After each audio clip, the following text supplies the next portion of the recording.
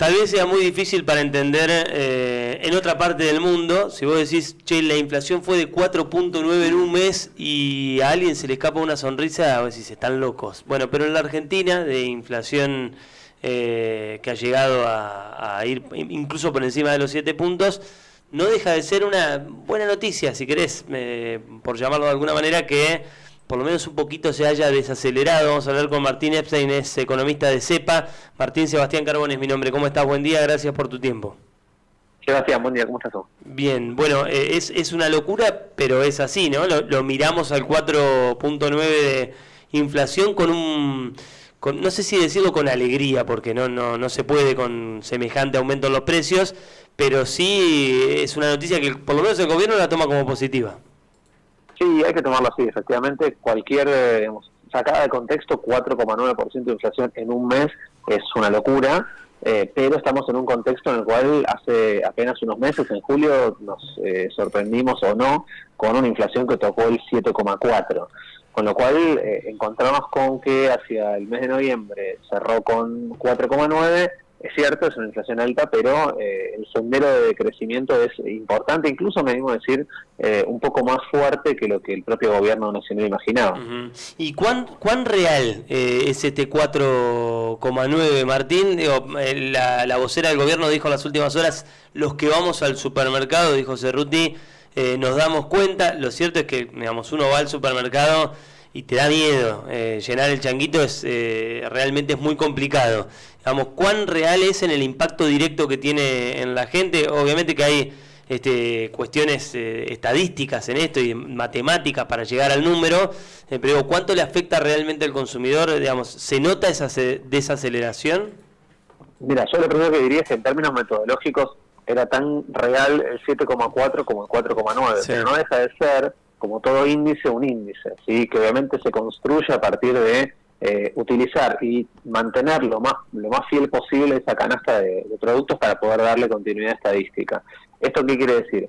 Que probablemente el 7,4 de julio era un nivel en el cual nos encontrábamos con algunos precios o algunos rubros muy por encima de ese 7,4 y algo parecido puede ser que esté ocurriendo ahora. Ahora bien, el dato que para mí es más significativo, además del 4,9, que es insisto, en el contexto es un buen dato, es que cuando vos mirás cuáles son las divisiones, esto es, los componentes de esa canasta, en los últimos meses el rubro alimentos y bebidas pasó de ser de los que mayores aumentos tenían a el rubro que menos aumento tuvo en el mes de noviembre, ¿sí? Terminó con 3,5%.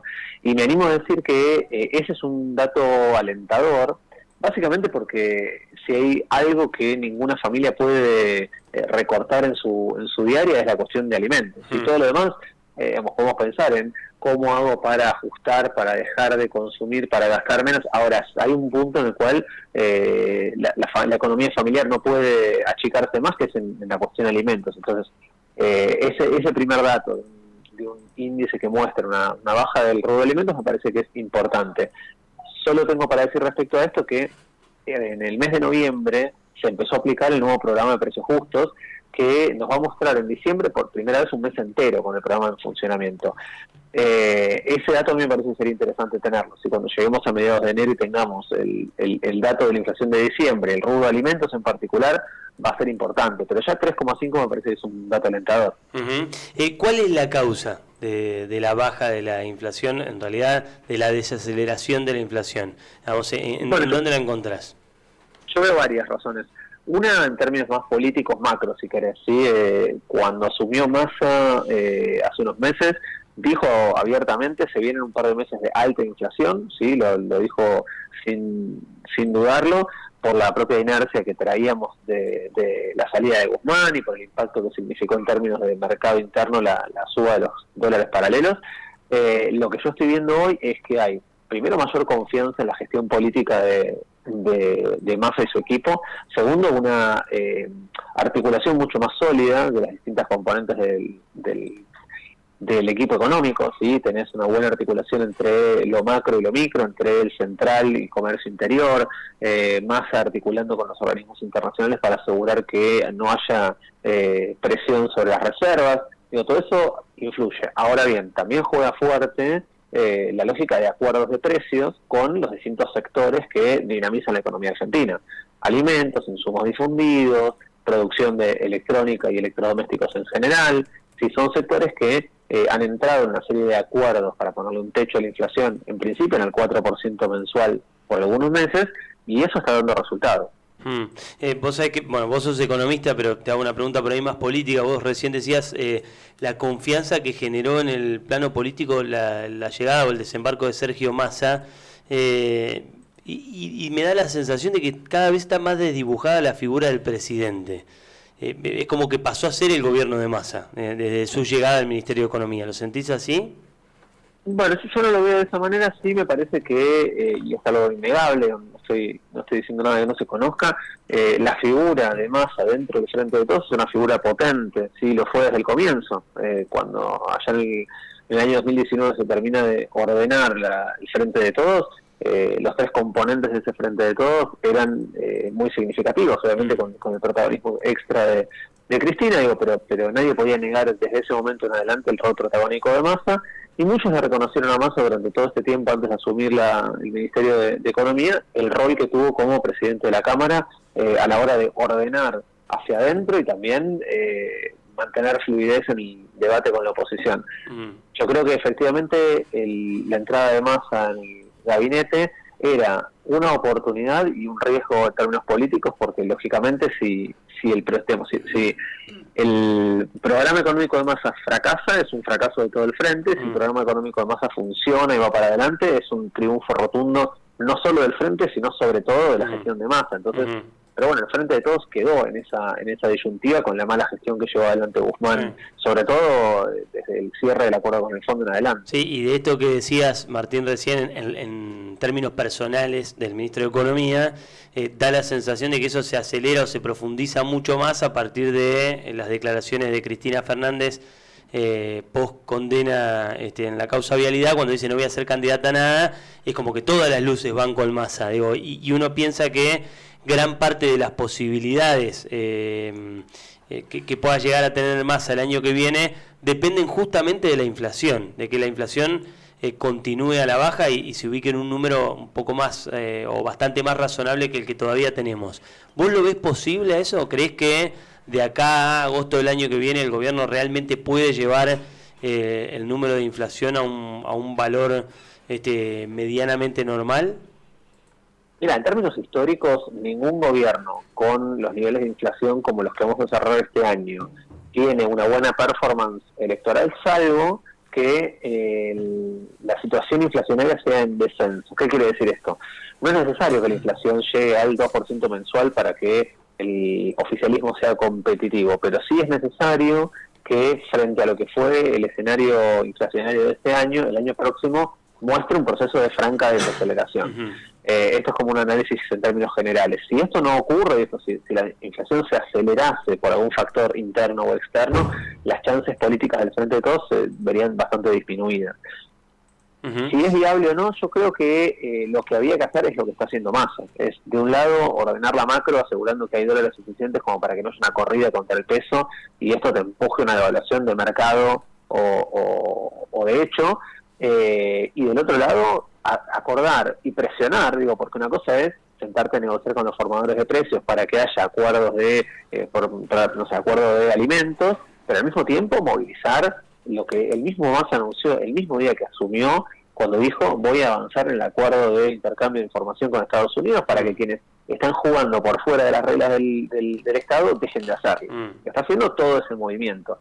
Me animo a decir otra vez que el programa integral que lleva adelante Massa es un programa razonable y que en principio estos meses están mostrando un impacto positivo.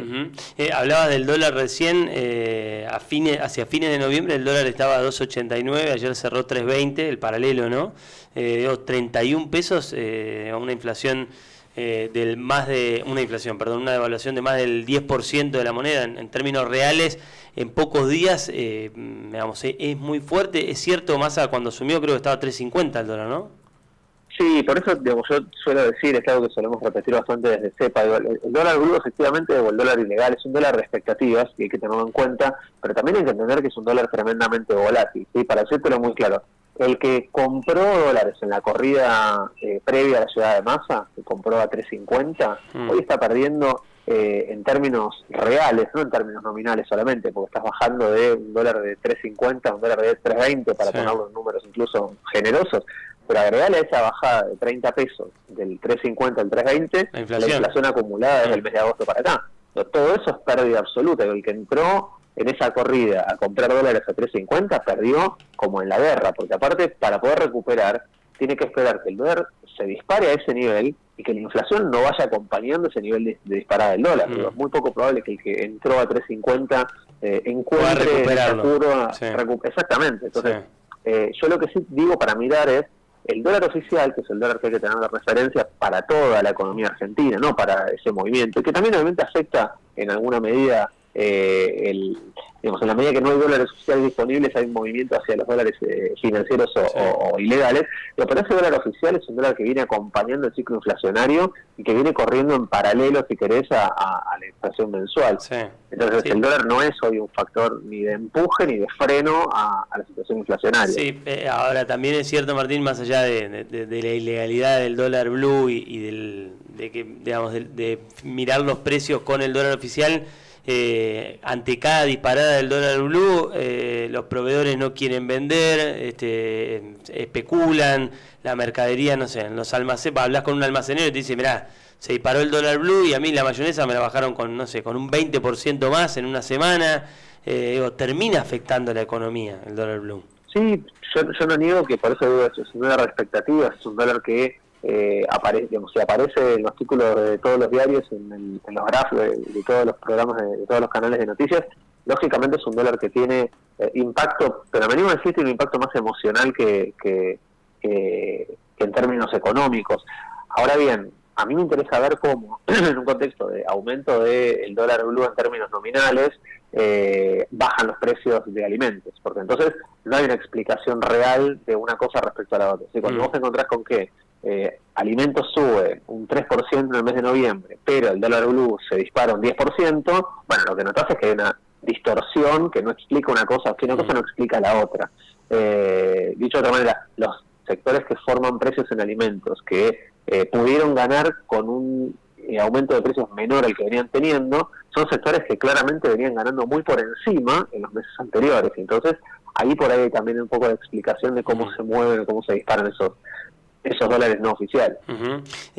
¿Por qué sentís que no podemos resolver el problema de la inflación en la Argentina? Que hay un montón de países, casi todos los países del mundo lo pudieron resolver, digamos, con distintas medidas, bueno, algunas más parecidas, y en la Argentina han pasado distintos gobiernos. Yo recuerdo antes de la llegada, Macri había dicho que era una estupidez bajar la inflación, y dejó una inflación del 50%, Alberto Fernández dijo que iba a tener una inflación más baja, y aumentó ya la exagerada inflación de Macri, ya venía alta con Cristina. ¿Por qué no podemos tener una inflación como la de, ni siquiera te digo las principales potencias económicas del mundo, los países de la región? ¿Por qué no podemos tener la misma inflación que tiene Bolivia, Uruguay, Brasil? ¿Por qué nos cuesta tanto a los argentinos encontrarle la solución a ese problema? Bueno, la respuesta es medio larga, no es única parte, es como una interpretación que yo tengo. Yo creo que la Argentina vive desde el año 75 para acá un movimiento complejo de desdoblamiento monetario, si querés, o de lógica bimonetaria, que hace que, a pesar de que vivimos en una moneda, nos miremos constantemente en otra. Y esto es un factor que te juega en contra. Primero porque distorsiona precios, y si vos pensás en el mercado inmobiliario, por ejemplo, en cuántos sueldos hacían falta para comprar un departamento en el año 74, y cuántos sueldos que necesitas hoy para comprar eso, te vas a dar cuenta con que el resultado es un delirio, una locura. O en un auto, por ejemplo, que todos los años... O en un auto, exactamente, cuando vos ves que efectivamente hay sectores de la economía que se manejan en pesos pero que se perciben en dólares, en una economía que produce menos dólares de los que en realidad necesitaría para ese tipo de dinámicas, ahí tienes un primer factor. La segunda cuestión, el segundo elemento que yo plantearía es, no es cierto que históricamente Argentina haya tenido siempre problemas de inflación, ¿sí? Es cierto que hubo momentos de disparadas inflacionarias muy fuertes. La dictadura fue un momento particular, el alfonsinismo fue un segundo momento de un claro estallido inflacionario. Ahora bien, si vos te fijas desde la salida de la convertibilidad para acá, la inflación de los gobiernos kirchneristas es una inflación razonable, ¿sí? Incluso del cierre hacia el 2015, ¿sí? Con una inflación del 24% anual. ¿No llegó al 30 y pico, Martín, en el final del gobierno de Cristina? Pero cerró en 24 el último año. Y el tema ¿cuál es? Que la aparente solución mágica que era abrir todo y que el mercado funcionase libremente te empujó a un salto inflacionario fenomenal que en 4 años duplicó el nivel inflacionario que tenías en 2015. Si vos mirás cuál era la inflación desde el 2001, y yo hablo de la salida de la convertibilidad para acá, vos tenés una inflación de entre el 10 y el 25 con un año de 32 en todos los años. Y de repente saltaste un rango inflacionario que fue del doble en una economía que no tuvo una crisis económica exterior, que no tuvo carencia de dólares porque accedió a los mercados como nunca antes. En una economía que además no tuvo salarios como motor inflacionario porque los salarios perdieron, no hubo gasto en materia social porque también se redujo. Bueno, ese salto inflacionario de los 4 años de macrismo no se logró desacelerar, pero además porque en el contexto de la pospandemia tuviste una guerra, disparada de precios internacionales y un acuerdo con el Fondo Monetario que te condiciona la vida de acá adelante. Lo distinto en esa descripción que vos hacés, lo distinto de lo del fondo, porque la guerra y la pandemia, no sé, Uruguay la tuvo y tiene inflación de un dígito, o Bolivia también. Y pensaba, cuando vos decías lo del la inflación de Macri es no vale la pena ni que sigamos ahondando. En el caso de lo de Cristina, pensaba, vos decías una inflación de 24 y pienso, bueno, es más de es 3 veces o 4 veces la inflación de los países de la región. Y fíjate que nos parece casi, nos parece positivo. Digo, cuadruplicamos la inflación de los países de la región y coincido con vos, vamos a decir, una inflación de 24 la firmamos con las 2 manos hoy. Sin embargo, es el cuádruple de la inflación de los países de la región. Digo, ¿qué nos pasa? Parece el sketch de Alberti, pero ¿qué nos pasa a los argentinos que no podemos resolver un problema como este? Sí, estoy de acuerdo. Lo que quería plantear con el ejemplo es entender también que, por eso decía lo de la guerra y la pandemia, si vos mirás qué pasó con la inflación en los países que no suelen tener inflación, ahí también se multiplicó por 5 la inflación que solían tener, por 4, por 5. ¿Sí? Fíjate, en los Estados Unidos tienen inflación normal entre el 2 y el 3%, y recién ahora están logrando plancharla en el 10% anual. Con lo cual, digo, estás en una inflación 5 veces más fuerte o más grande, más acelerada, en Estados Unidos, que es un país que no tiene tradición inflacionaria, que no tiene un ciclo inflacionario como el nuestro, con lo cual, si lo extrapolás, ¿qué es lo que nos está pasando a nosotros? Y algo parecido. Obviamente partimos de una base mucho más alta, que es una inflación no del 2% anual, sino del 20% anual, y entonces esto se te traslada hacia adentro. También venimos a decir, hay una serie de factores que en nuestro país son particulares, que es que el traslado a precios es automático. ¿Sí? Cuando vos te fijas qué pasa con las dinámicas de inflación o de recesión en otros países, hay un ciclo que más o menos se continúa. Acá el traslado a precios es automático. ¿Sí? Pensá en lo que pasó, no sé, la semana previa de la salida de Guzmán.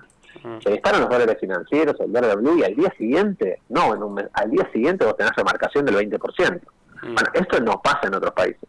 Entonces ahí más que pensar en la culpa es también hay que entender que somos una sociedad que solemos mirar a la inflación tratando de ganarla de esa manera, ¿sí? Tirando para adelante lo que vimos que va a pasar. Yo creo que hay que apuntar no a soluciones mágicas, porque no hay soluciones mágicas, y quienes vengan con recetas mágicas como abrir la economía o dolarizar, ya sabemos cómo terminamos. Y efectivamente creo, para volver un poco a lo que hablábamos hace un rato, que el programa que está llevando adelante Massa en este contexto es absolutamente razonable. Yo, si me decís cuál sería la alternativa para bajar la inflación más rápido, es reventar la economía, chocar la economía. Es una política recesiva que enfríe fuertemente el consumo, que enfríe fuertemente la inversión y que con eso haga frenar la inflación. Ahora, ¿el resultado cuál es? Chocar la economía. La sociedad que hoy está peleando para ver si llega a fin de mes con un salario que quiera con la inflación, va a perder contra la inflación porque no va a tener salario. Massa ha sufrido críticas también desde adentro por querer por cuestionarle el ajuste o una política más política económica más ortodoxa. Vos no lo ves así, vos ves que no queda otra, se juega, vos sentís que juega al límite hasta donde puede.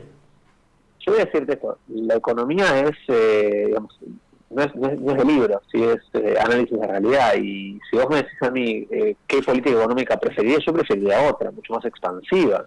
Ahora bien, estamos en un contexto que juega, ¿sí? Tenés un acuerdo con el Fondo Monetario y una deuda insostenible con el Fondo Monetario Internacional que te condiciona no solo el acuerdo con el fondo, sino el acuerdo con los demás organismos de crédito, ¿sí? Massa logró ahora destrabar un préstamo con el BID. ¿Por qué? Porque acordó con el Fondo Monetario. Massa logró reprogramar vencimientos de la deuda con el Club de París. ¿Por qué? Porque acordó con el fondo. Consigue el swap con China. ¿Por qué? Porque acordó con el fondo. Si vos no acordás con el fondo, todo eso no viene. Entonces, lamentablemente, por la decisión del gobierno anterior de volver a meternos en una deuda político-económica con el fondo en el año 2018, hoy ese condicionante lo tenés y no podés dejarlo de lado. Junto con esto yo digo, creer que una cuenta ordenada es un problema está mal. Yo creo que está bien ordenar las cuentas, ¿sí? Cuando se mira en perspectiva al ciclo kirchnerista siempre se dice de no, el gobierno de Néstor fue un gobierno, no, ¿qué hizo el gobierno de Néstor? Ordenó las cuentas en algún punto, sí, le pagó el fondo, se lo sacó de encima, pero además ordenó las cuentas y el gasto estaba en niveles razonables. Entonces, eso no me parece muy alejado a lo que el propio kirchnerismo o el propio cristinismo plantea. Sí me parece que hubo un periodo, no sé si desaprovechado o de mala orientación, desde que se firma el acuerdo del fondo hasta la salida de Guzmán. Es un periodo en el cual efectivamente lo que en teoría iba a lograr el acuerdo del fondo no se consiguió, que fue estabilidad cambiaria, tranquilidad en los mercados, pero esto no se terminó de conseguir. Martín, muchas gracias por tu tiempo, te mando un abrazo grande. Otro para vos, que tengo. Hasta pronto. Martín Epstein, economista de CEPA, le escuchabas hablar de este 4,9 de inflación que arrojó el INDEC ayer, que es altísimo, recién. De hecho, cuando uno para la pelota y piensa un poco y escucha a un economista decir la inflación del 24 como algo positivo, lo entiendo en el contexto en el que Martín lo dice. Ahora, no puedo dejar de pensar en que es el cuádruple, el 24 es el cuádruple de la inflación de los países de la región, de Uruguay o de Chile, ni te digo Bolivia, que todavía tiene menos. Estaba viendo, Martín decía la inflación del 10 en Estados Unidos, bueno, fue el 7 en noviembre, no es poco, ¿no? 3 puntos menos, pero hay otros países que también le pasó lo que le pasó a la Argentina en el contexto global de la guerra, de la pandemia, y que es cierto, parten desde otros lugares. Vos me decís, bueno, la inflación se fue de 2 a 8, y acá se fue de 50 al 100. Sí. Sí, y hablábamos, por ejemplo, el país que está un poco más complicado también es Brasil, pero tampoco supera el 12% de No, pero además Brasil anual. llegó ahora, en los últimos meses había tenido deflación, sí. en los últimos 2 meses, pareciera haberle... Yo creo que es un problema, sacando el primer gobierno de Kirchner, que no fue un problema la inflación, ya me parece que con Cristina ya empezó a ser un problema que a medida que van pasando los gobiernos, las gestiones se agravan. Sí. Ojalá a quien le toque gobernar este hermoso país a partir de diciembre del año que viene le encuentre la vuelta. Yo coincido con lo que dice Martín, y lo planteaba Maxi Montenegro en la charla que dio acá en el teatro por los 40 años del diario. No es mágico, no es de uno solo, no es de un gobierno en un mes solucionando algo, no es una estupidez como dijo el expresidente. Es muy complejo, tan complejo que abraza a la mayoría de los años de la historia argentina moderna. Entonces necesitas que haya un famoso plan de gobierno en serio, con políticas de Estado que se puedan sostener en el tiempo. Hay países que, la inmensa mayoría de los países lo solucionó el problema de la inflación. Lo tuvieron y lo solucionaron. No son replicables exactamente los modelos. En Israel, que tenía una inflación muy parecida a la que teníamos antes de este 100%, pero tenía una inflación creo que del 50 o del 60, hubo un plan de gobierno para contener la inflación y hubo una mesa de acuerdos que incluyó políticos, oficialistas, opositores, sindicatos, trabajadores, tuvieron todas las patas, empresarios, todos estuvieron sentados en una mesa para llegar a un acuerdo. Acá pareciera que eso es imposible, sentar en la misma mesa los sindicalistas, los empresarios, políticos de los dos espacios o del oficialismo de la oposición. Decimos, ¿qué hacemos con un problema que no podemos resolver? Gobernaste vos y no lo pudiste resolver. Gobierno yo, no lo puedo resolver. Bueno, a ver cómo lo resolvemos de cara al futuro. Digamos, no debiera ser algo tan alocado pensar en que eso se puede hacer. Bueno, en la Argentina parece imposible. Digamos, pero bueno, es un problema que en algún momento va a tener que resolver. Como hay otros tantos problemas estructurales y serios que te da la sensación que no. Mira, ayer me pasó algo, viajé a Buenos Aires. Salí a las 9 de la mañana de acá, llegué 1:30 de la tarde a Buenos Aires, me agarró un corte en Panamericana y 197, creo que era el Polo Obrero el que estaba cortando todos los accesos a Capital. Me tuve que desviar, un quilombo, iba a laburar, como va a laburar un montón de otra gente. No importa nada en este país, no le importa a nadie nada. Y en lugar de estar discutiendo los temas de fondo, que es que esas personas que están cortando, no los punteros, que se llevan un porcentaje del plan que le pagan a toda la gente que llevan a los cortes, y se quedan con esa guita y hacen negocios y son, en muchos casos son millonarios, y muchos de ellos están en Qatar y tienen autos de lujo. ¿No les hace ruido que el que maneja el sindicato venga en un Audi A5 a un acto político? No dicen, che, ¿cómo tenés una...? Digo, no hay nadie que diga, pero ¿cómo carajo hiciste, loco? ¿Qué te vas al Mundial un mes entero a ver la selección? ¿En serio lo podés hacer?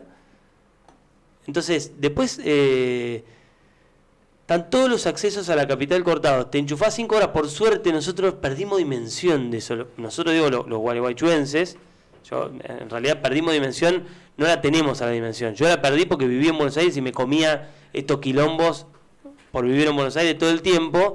Pero desde que me vine acá es como que te parece que no existe. Lo ves en la tele un rato y dices, mira qué quilombo. Y haces zapping, capaz, ¿no? Digo, ahora, cuando te toca vivirlo, decís, che, yo salí hace 4 horas, estoy trabado en Panamericana, con el auto quieto hace 1 hora y media. Digo, ahí es cuando decís, no se puede vivir así.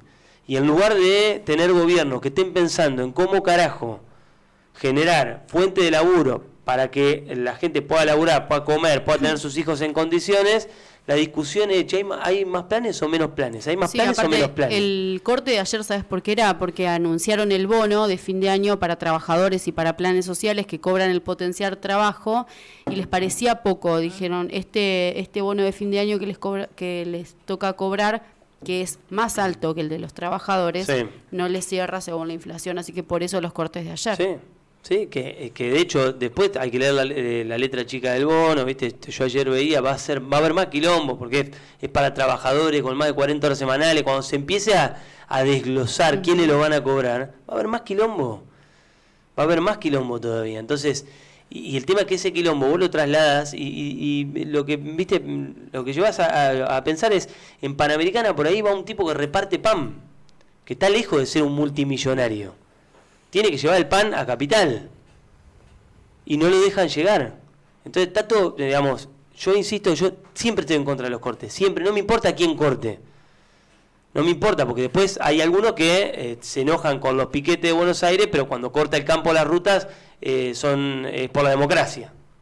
A mí me parece que siempre está mal cortar la ruta del campo, el puente.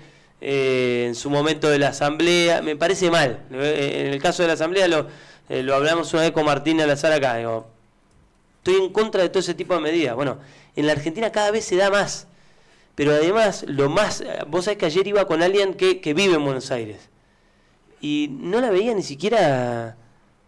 No se sorprendía por el asunto. Sí, lo normal. ¿Cómo es lo normal? ¿Cómo esto es lo normal? ¿En qué momento nos convencieron de que esto es normal?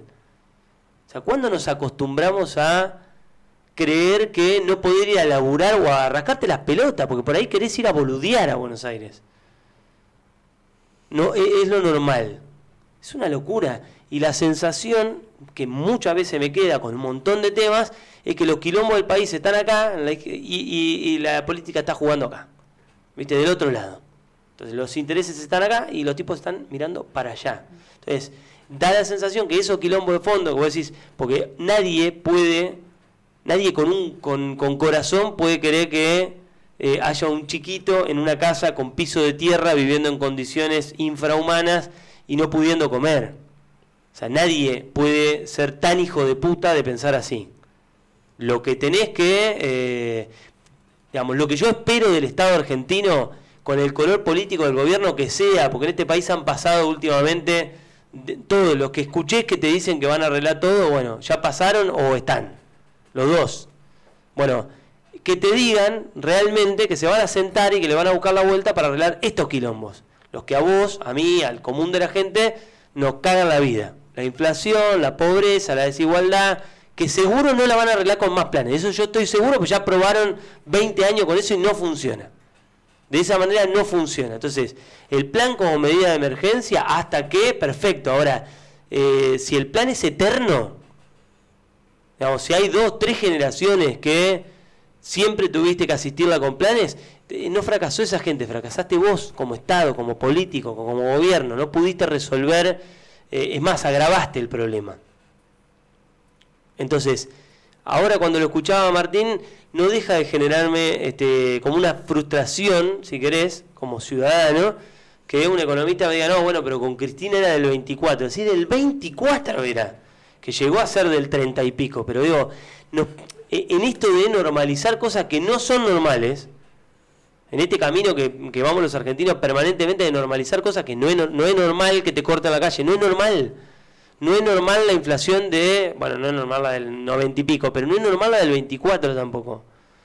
Digamos, no somos súper ambiciosos si queremos que en el país haya una inflación más baja que el 24. Obvio, hoy vemos 4,9 y nos volvemos a decir, 4,9, 4,9. Digo, esto que decía Marcos hoy, medio en broma, medio en serio, fui a comprar una cerveza la semana pasada y ahora está el 12 arriba, en una semana.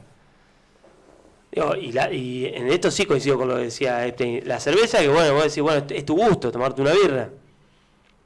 Bueno, si tampoco no que nos conviertan en un lujo, ¿no? Claro, la cerveza. Sí. Ahora, pero digo, bueno, pero ponele. Pero el problema es que el pan también aumenta lo que aumenta, la harina aumenta lo que aumenta, la leche aumenta lo que aumenta. Entonces llega un momento en el que te da la sensación de que cada vez te conformás con menos. Cada vez aspirás a menos. Entonces decís, bueno, a mí me gustaría que, y la leche valga lo mismo. El mes que viene me cueste lo mismo. Porque además lo que me das a mí es la posibilidad de prever un poquito mi vida. Porque la realidad es que hoy pensar a un mes en la Argentina es mucho tiempo. Porque vos tenés un salario hoy que no sabés si te va a alcanzar para la misma. Mirá, hace un tiempo hablaba con un amigo, comparaba él las crisis, la de 2001 con la de hoy. Y él me decía, más allá que obviamente fue un espanto lo de 2001, y en algunos aspectos fue peor que lo que estamos viviendo, pero en otros aspectos él me decía, mirá, bueno, pero había estabilidad, era el momento de la convertibilidad y de inflación. Entonces vos sabías que, bueno, como anda mal la cosa y no me está entrando esto, yo sé que saco, no sé, dejo de mandar a mi hijo a guitarra, dejo de salir a comer una vez por semana y con eso me alcanza para vivir, por ejemplo.